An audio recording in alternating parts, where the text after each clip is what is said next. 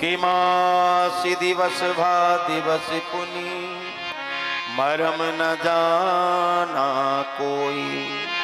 रथ समेत रवि था केऊ निशा कवन विधि होय। एक महीना बीत गया सज्जनों, अयोध्या में रात नहीं हुई, दिन ही दिन निकलता रहा, क्योंकि सूर्य नारायण रथ लेकर जब परिक्रमा कर रहे थे तो दिन में बीच में भगवान का जन्म हो गया और सूर्य नारायण भी रथ लेकर अयोध्या के ऊपर ही रुक गए। एक महीना तक आगे बढ़े ही नहीं, और जब तक सूर्य नारायण आगे ना बढ़े तो चंद्र नारायण कहां से आवे। एक महीना प्रेम से ये उत्सव चला। सभी नगरवासी अवधवासियों ने खूब बधाई ली। कौशल्या मैया, दशरथ जी, तीनों माताओं ने खूब बधाइयां लुटाई। राम जन्मोत्सव प्रेम से मनाया गया। भगवान शंकर भी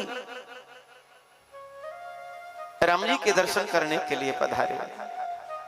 राम जी थोड़े बड़े हो गए तो श्री वशिष्ठ जी महाराज ने इनका नामकरण किया कि जो आनंद सिंधु सुख राशि शिखर ते त्रैलोक सुपासी। सो सुख धाम राम अस नामा अखिल लोक दायक विश्राम। सबको आनंद प्रदान करने वाले, आनंद के सिंधु सुखों के धाम ऐसे कौशल्या नंदन जिनका नाम रखा श्री रामचंद्र। बोले रामचंद्र भगवान की। कि विश्व भरण पोषण कर जोई ताकर नाम भरत अस होई। कि कई कुमार जिनका काम ही राम का प्रेम लोगों के हृदय में भरना, राम प्रेम को लोगों के हृदय में जो भरते हैं, ऐसे श्री भरत लाल। के जही के सुमिरन तेरे पुनासा नाम शत्रुहन वेद प्रकाशा। जिनके नाम स्मरण मात्र से बाह्य शत्रु और आंतरिक शत्रु, दो प्रकार के शत्रु होते हैं, लेकिन जिनके नाम स्मरण से अंदर के शत्रु मर जाएं।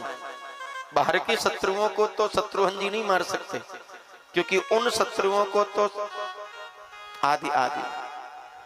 तो ऐसे श्री शत्रुघ्न लाल के लक्षण धाम सुराम प्रिय सकल जगत आधार। गुरु वशिष्ठ ते ही राखी हो लक्ष्मण नाम उदार।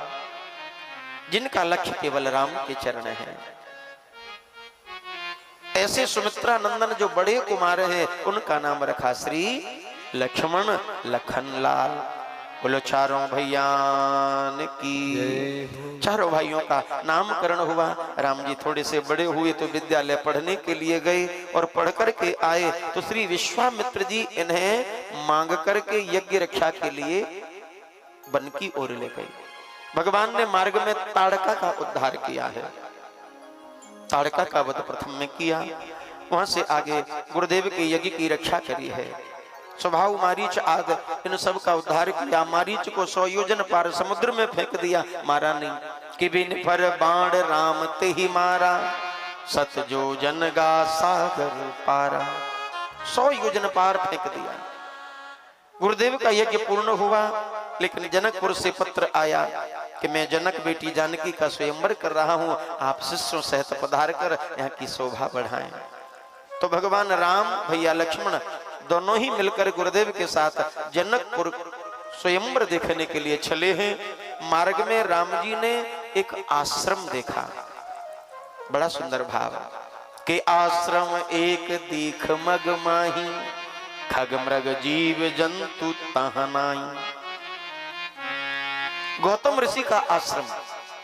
भगवान राम ने शंका से पूछा, गुरुदेव यह आश्रम किसका है, और ये स्त्री आकार में पत्थर जो पड़ा है ये कौन है? तो गुरुदेव कहते हैं कहे राघव कि गौतम नारी शाप बस उपल देह धर धीर शरण कमल रज चाहती कृपा करहु रघुवीर। हे राघव, ये गौतम ऋषि की पत्नी अहिल्या है, जो उन्हीं के श्राप से पत्थर बनी पड़ी है। तुम कृपा करो, चरण रज डालो और इसका उद्धार कर दो।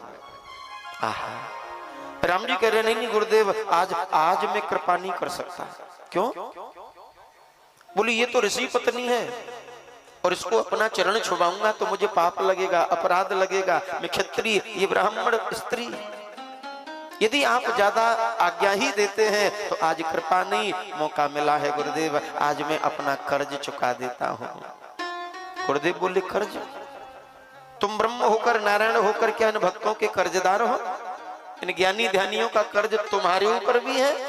राम जी बोले नहीं गुरुजी, ये ज्ञानी ध्यानियों का मेरे ऊपर कोई कर्ज नहीं है, क्योंकि ये लोग कहते हैं कुछ लेना ना देना, मगन रहना। और जब इनको अपने आप में मगन रहना तो हमको इनसे क्या लेना है? मेरा लेन देन तो प्रेमी भक्तों से चलता है।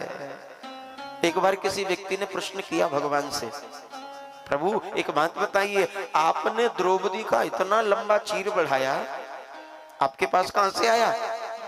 तो भगवान ने मुस्कुरा के कह दिया, हमारे पास कहां से आएगा? बचपन में गोपियों का चुराया और बाद में द्रौपदी का बढ़ाया।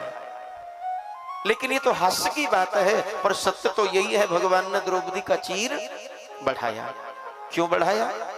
क्योंकि साहब द्रौपदी का भगवान के ऊपर कर्ज था, और भगवान कहते हैं मैं किसी का कर्ज रखता नहीं हूं, कभी ना कभी कर्ज जरूर चुकाता हूं।